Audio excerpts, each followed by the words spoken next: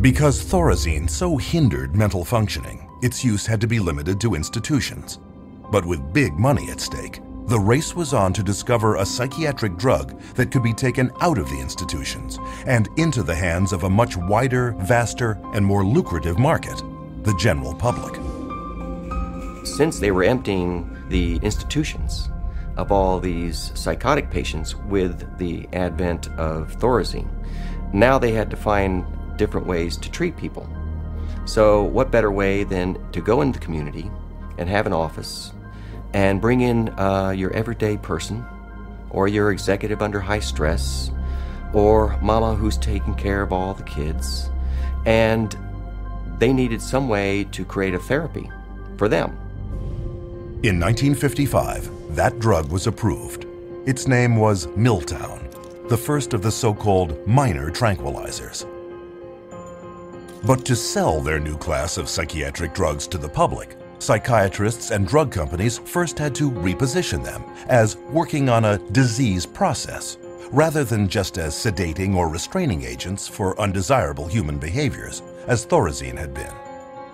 To do this, they began a marketing blitz on their colleagues, placing print advertisements in professional publications, such as the American Journal of Psychiatry. Prominent psychiatrists were then hired to spread the word to the rest of the medical field. Few knew that Nathan Klein, one of the most influential psychiatrists of his time, was being paid by the drug industry when he proclaimed that tranquilizers such as Miltown were equal in importance to the introduction of atomic energy, if not more so. Free samples were shipped to psychiatrists and physicians to get patients started on the drug. A year later, the marketing rollout hit the public. And Miltown soon became the first blockbuster psychiatric drug, not just for those incarcerated in an insane asylum, but for the mainstream public. Miltown was marketed to pregnant women, stay-at-home moms, and busy white-collar office workers, who called it executive Excedrin. So it opened up a door for community-based mental health, whereby the psychiatrist could then have a role. So they became very closely associated with the pharmaceutical industry, and they were demanding as well to come up with better things for mom and pop and the executive and the superstar Hollywood actress or actor, and soon, it became a fashion to take some of these medications. By the 1960s, 36 million prescriptions for Miltown had been filled in the United States alone, accounting for $200 million in sales, an amount unheard of at that time for any psychiatric drug. Miltown's success led to the introduction of many more psychiatric drugs aimed at the general public throughout the 1950s and 60s. One such drug was Valium. Launched to the delirious acclaim of psychiatrists and the press, Valium was so widely prescribed to stressed-out housewives that it even acquired a nickname, Mother's Little Helper. Lost amidst this hoopla was strong and well-documented early evidence that tranquilizers also came with serious, life-changing side effects. Miltown, for example, was soon labeled by the 1962 President's Advisory Commission on Narcotic and Drug Abuse as more dangerous and addictive even than cocaine or methamphetamine, and fell quickly out of use. But the psychiatric community ignored these warnings. Pandora's box had been opened, and with their new pills, they were no longer caretakers of the insane. They were real doctors administering drugs to patients. And their backward logic was, if the drugs did indeed shut down mental symptoms, weren't they therefore addressing some physical disease in the brain? Within years, this reasoning enabled psychiatry to undergo a profound change. Psychiatrists were no longer caretakers, they were doctors. Mental complaints were no longer psychological, they were symptoms of disease. And to treat them, psychiatrists wrote them prescriptions. It's all about money. The use of writing prescriptions and having an income from people coming in and getting their prescriptions and this, that, and the other is what revived the psychiatric community. It was the thing that put them back where they were earning money again. Business was going so well that a group of prominent psychiatrists met in Puerto Rico in 1967 to lay out the expansion of psychotropic drug use for the year 2000. According to organizing psychiatrist Dr. Wayne O. Evans, psychomedication is now an accepted way of life, and the search for the just right pill has become the goal for many people. By the early 1980s, Valium had become the most widely prescribed drug of any kind in the Western world. In 1978 alone, nearly 2.3 billion tablets sold, enough to medicate 1/2 of the world population. The business of psychotropic drugging had gotten so out of hand that at a 1979 hearing on the use and abuse of benzodiazepines, one United States senator commented that the whole pitch appears to be to sell, market, sell, and market. But bigger things were yet to come. The next drug that became a rage was Prozac. And of course, Prozac was not for anxiety, but for depression. And all of a sudden, the diagnosis of depression starts multiply. The number of people who are diagnosed as being depressed starts multiplying substantially. Prozac was released amid great fanfare, with tales of miraculous recoveries, sick minds made well, and ruined lives restored. And all with almost no side effects or addiction, or so its manufacturer claimed. Many new antidepressants quickly followed, also pitching instant psychological relief with little downside.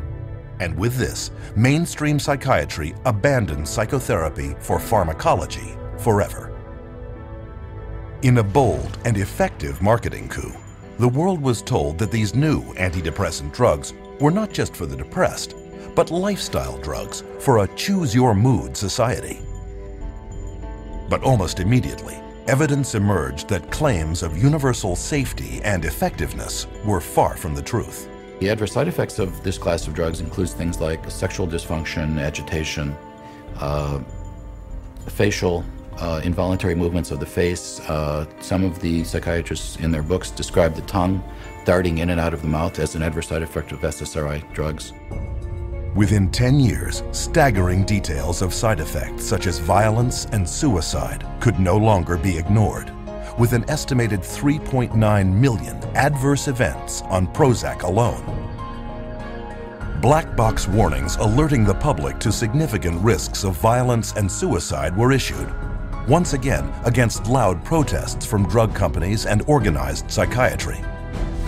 But when the patents of antidepressants expired, just as predictably, psychiatrists and drug makers finally admitted the truth. But now they claimed here was a new scientific breakthrough that would change everything. A new class of drugs called the atypical antipsychotic, newly approved to treat both schizophrenia and a then obscure mental disorder dubbed bipolar disorder. Suddenly, the diagnosis of bipolar disorder became the rage, with diagnosis rates soaring by thousands of percentage points in a matter of years. What is clear is that the patents run out, and the drug companies are always looking to maximize their profits, so they research new drugs, and they can keep them patented for about 17 years and charge monopoly prices. And then when the patent wears off, often the next one comes along. Soon, however, atypical antipsychotics, like all their predecessors, were revealed as having crippling and even deadly side effects, such as obesity, diabetes, and even heart problems, along with questionable efficacy and almost certain dependency. Pharmaceutical companies are trying to get away from the old style Thorazines and into the new antipsychotics, and we know that they're no better. So today's new and improved antipsychotic is no better than the old Thorazine, which was the miracle drug for psychiatry. Today, the same cycle continues, with breathless news coverage of new chemical treatments promoted as breakthroughs. Even hallucinogens such as LSD and ecstasy are now being tested for future psychiatric prescription. Psychiatry has a wonderful history of coming up with one label after another, all to cover up their own inadequacies and their own inability to get a product, which means to cure somebody or to truly honestly help somebody. So their solution is always, let's come up with another syndrome that person has. It's one alphabet soup label after another. And just when the public starts catching on to that the experts may be telling us a story, we move on to the next realm of drugs. Psychiatry has become basically pharmaceutical management in America. That's what psychiatrists do. If you went to a surgeon, you would expect to get cut. If you go to a psychiatrist, you expect to get medicated. That's what psychiatrists do. Welcome back to Green Time. I'm host Don Fitz. We just saw the other section of Marketing of Madness. With me I have Larry Kiel. Larry, welcome again. Thank you. We were talking before about how the use of psychotropics has the drugs that people take for emotional behaviors, which are called psychotropic medication, their use has really increased, even since the time that I was in school. What has it done, doubled in the last 20 or 30 years? To my understanding, it's at least doubled. And what do you have any sort of data that would give us an idea of how much it's gone up? Well, I'm going to read you a quick paragraph from an article from the website Mercola, that's MERCOLA.com. Okay. Mercola is a osteopathic physician in Chicago. It's one of the largest websites. I think that'll be revealing. Okay, great. Okay? Many more Americans have been using prescription drugs to treat mental illness since 1996. 73% more adults and 50% more children are using drugs to treat mental illness now than were doing so in 1996.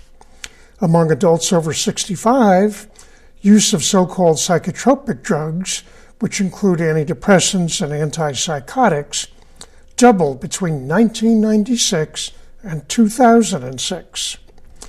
These findings come from several large public surveys of health in the United States, including from the National Center for Health Statistics, the Agency for Healthcare Research and Quality, the Substance Abuse and Mental Health Services Administration, and the Social Security Administration. So that's more than a doubling in a 10-year period. Exactly. That is amazing.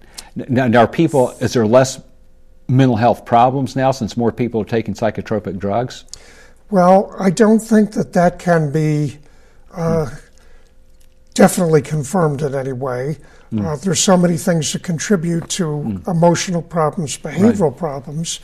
And what I would say as a psychologist, and I think a lot of my colleagues would, is that these drugs don't get to the root of the problem most often. What usually is the root of the problem?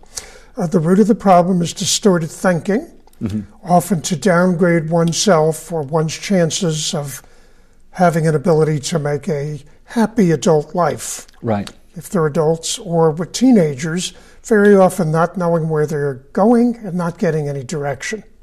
And so you don't think that taking a pill is going to help you get a direction in your life? Sadly enough, pills don't talk to us. So they really don't give us direction.